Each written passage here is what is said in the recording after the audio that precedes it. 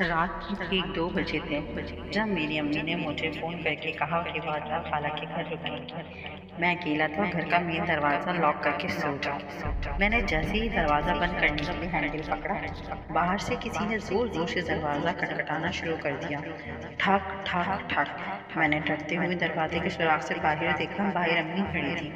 وہ رو رہی تھی اور کہہ رہی تھی، بیٹا جلدی دروازہ کھولو، باہر میرا کوئی پیچھا کر رہا ہے۔ میں گھبرا گیا اور جلدی سے تالا کھولنے لگا۔ چابی تالے میں گھمائی، لیکن ٹھیک اسی وقت دوبارہ میرا فون وائبریٹ ہوا اور ایک میسج آیا۔ میں نے اسکرین دیکھی، امی کا میسج تھا، بیٹا میں گھر پہنچ گئی ہوں، تم اپنے کمرے میں سو رہے تھے تو میں نے تمہیں نہیں جگایا، میں اوپر والے پورشن میں ہوں، نیچے کا دروازہ مت کھولنا۔ میرے ہاتھ جم گئے۔ اگر امی اوپر اپنے کمرے میں ہیں تو باہر دروازے پر اتنی دیر سے رو رہی ہے، وہ کون ہے؟ میں نے کانپتے ہوئے پیچھے ہو کر سیڑھیوں کی طرف دیکھی۔ اندھیرے میں کوئی کھڑا میری طرف دیکھ کر مسکرا رہا تھا۔ تب مجھے سمجھ میں آیا، دھوکہ باہر سے نہیں، گھر کے اندر سے تھا۔